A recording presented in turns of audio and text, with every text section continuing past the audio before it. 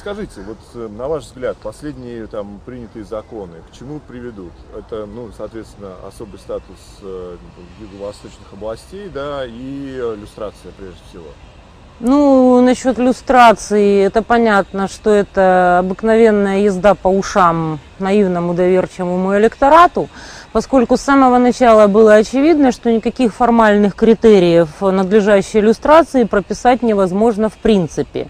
Кроме того, в нашей стране, как и в прочих крайне коррумпированных странах, только безумец может заподозрить, например, что Министерством молодежи и спорта действительно рулит какой-то там Булатов, а не люди, которые за ним стоят. Точно так же было и при Януковиче. То есть настоящие рулящие и смотрящие всегда оставались в тени, они продолжают контролировать все схемы и сейчас, и никакой иллюстрации не подлежат. Далее вопрос, кто будет люстрировать самих люстрирующих? И кто им помешает выгнать по каким-то собственным личным неприязненным мотивам наиболее одиозных людей, взять деньги с менее одиозных за успешное прохождение люстрации. Ну и кроме того, люстрации подлежат более миллиона человек, как раз лет за 20 исправятся. То есть понятно, что все это оголтелая чушь, не говоря уже о жесточайшем цинизме того, что выборные должности у нас, оказывается, не люстрируются. Иначе пришлось бы всех баллотирующихся по нынешним спискам точно так же иллюстрировать, объявить врагами народа без права на защиту, как это сделали почему-то с первыми несколькими категориями тех, кто работал при Януковиче, и работали многие из них гораздо лучше и эффективнее, чем эта шайка сумасбродов и дилетантов, которая рулит страной сейчас. Что касается вот самого там Яценюка, Порошенко, они да, тоже вроде как могут попасть. Послушайте, ну а как же, конечно, специальные условия. Вот выборные должности, они не иллюстрируются. Простите, но Порошенко основатель партии регионов. Он вор и сын вора. Его отец сидел за хищение социалистической собственности. Яценюк прекрасно был спикером, кем он только не был. И все, ничего не случилось, то есть я уже не говорю о всем Кабмине Тимошенко и всем остальном. Порошенко был министром при влаге и злодее Януковиче. Отлично себя чувствовал, но он выборная должность, он президент, он в люстрации не подлежит. То есть это глобальнейшее лицемерие и расправа с политическими оппонентами таким вот способом, который почему-то поддерживает часть невменяемого электората, которым только скажи слово люстрация. Хотя настоящая люстрация, как шутят в нашей стране, это когда 15-тонная люстра в зале Верховной Рады упадет на голову всей этой шайки негодяев. Что касается особого статуса, что касается... он вызвал такие очень неоднозначные реакции. Вроде есть и довольные, и масса недовольных. Понимаете, дело в чем? Любой, кто настаивает на продолжении войны, готов быть немедленно взять котомку на плечи, свернуть шинельку и отправиться в зону боевых действий. Любой другой, кто к этому не готов, является мразью, негодяем, популистом и пиарщиком. Потому что в итоге Донецк и Луганск получил именно то, чего требовал с самого начала, получил гораздо больше самостоятельности и независимости, чем имеют другие регионы. То, чего требовалось с самого начала, до того, как была затеяна эта война, которую я всегда называла договорняком. А смысл этой войны был побелить бюджеты НАТО. 68 миллиардов было потрачено на войну. Значит, наделать около 15 тысяч трупов, вопреки там официальным данным про якобы 800 убитых, над которыми не смеются, разве что совсем уже больные на голову и оболваненные пропагандой. Невероятное количество раненых, брошенных страной людей, которым пишут про самострелы, отказываются хоронить за счет города и так далее. Уничтожить всех этих пассионариев, которые почему-то решили, что в Советском Союзе, наверное, зря люди в учебках по полгода по году пахали, учились окопы рыть, подтягиваться, бегать, там, изучали там основы тактики, стратегии. Эти люди почему-то решили, что одного патриотизма и бронежилета, купленного волонтерами, им вполне хватит для такого занятия высокотехнологического, дорогостоящего, командного, как современная война.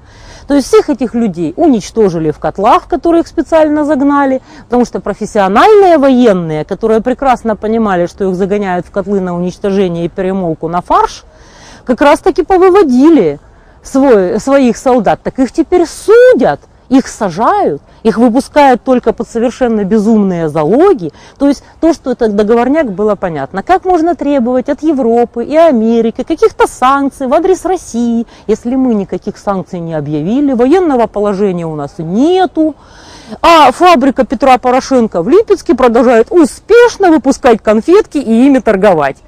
То есть понятно, что это был договорняк, который наконец-то поступил в завершающую фазу. Как и следовало. Я думаю, что мира как не было, так и нет, потому что есть огромное количество феодальных армейских группировок, которые продолжают заниматься тем же, чем, собственно говоря, и занимались с самого начала войны, а именно отжатием собственности тех, у кого группировка феодальная военная слабее. Собственно, они плевать хотели на любые минские договоренности, они занимаются тем же самым, чем занимались в 90-е, только теперь с большим количеством оружия.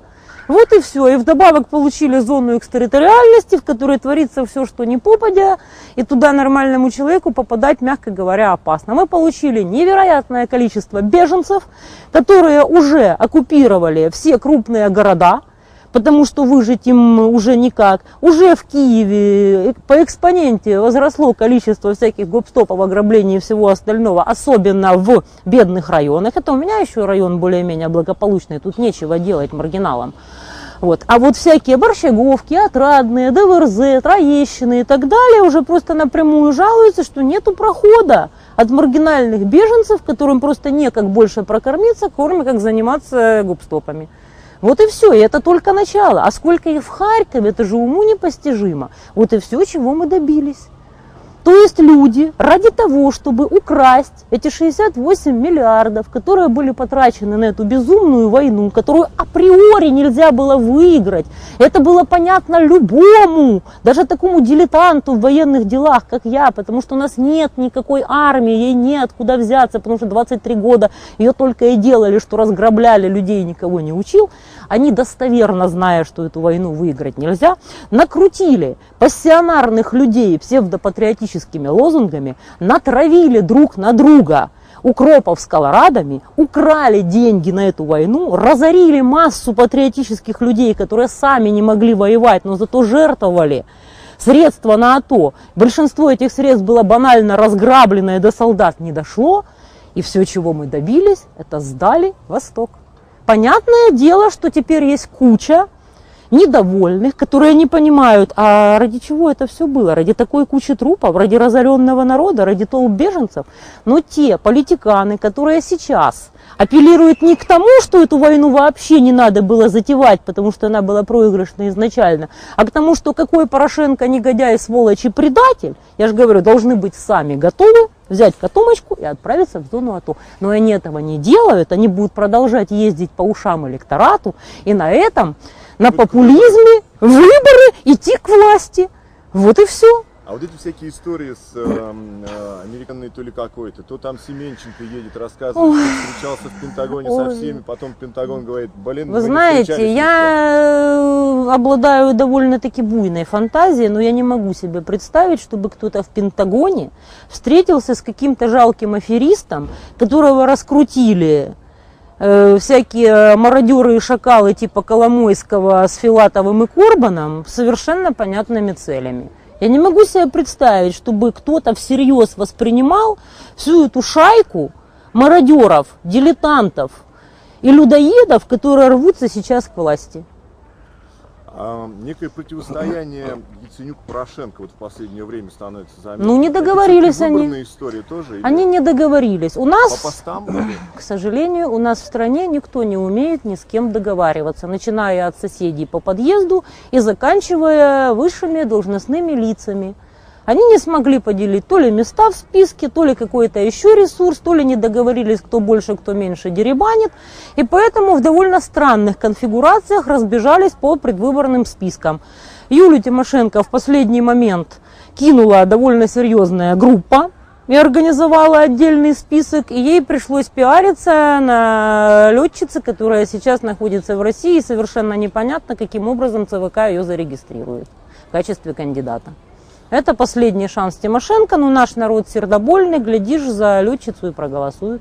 Ну, у нее все-таки ячейки на местах. Да, Нет, вот, давно уже осталось, перекуплены, еще в 2010 году. Еще в 2010 году, я точно знаю, по Черкасской области, поскольку Юля была всегда безмерно жадной, никогда в жизни не работала на свои деньги, и люди прекрасно знали, что регионалы ребята хотя бы благодарные, то есть рассчитаются как минимум какими-то должностями, какими-то откупами, какими-то местами смотрящих и так далее, то от Юли можно получить только большое человеческое спасибо. И поэтому то, что я абсолютно точно знаю, в Черкасской области все ячейки бьют, работали, естественно, на регионалов. Я думаю, что по стране было примерно точно то же самое, потому что по рейтингам она вроде как выигрывала, но по факту, извините, если она не хотела инвестировать в защиту своего результата, конечно же, она проиграла.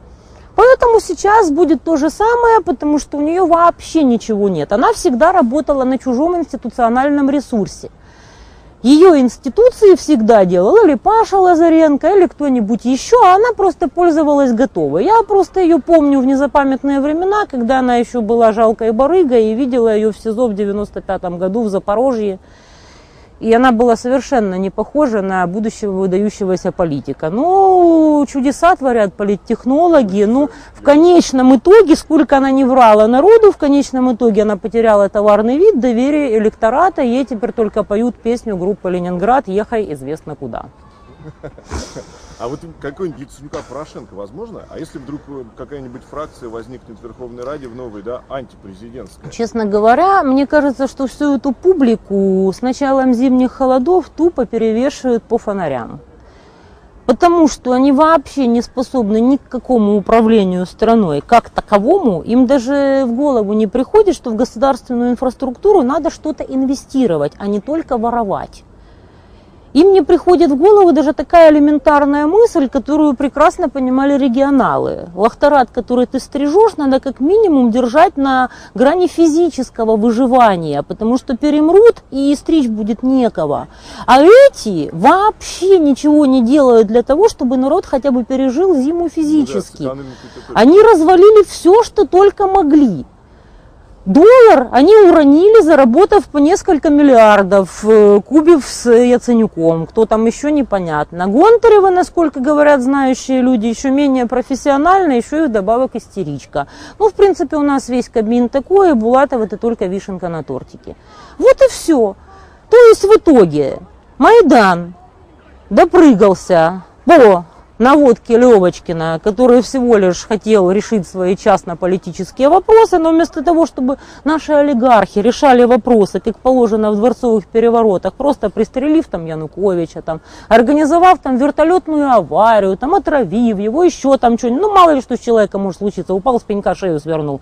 Вместо того, чтобы решать свои вопросы обыкновенными убийствами, как это делалось всегда, они зачем-то развалили страну.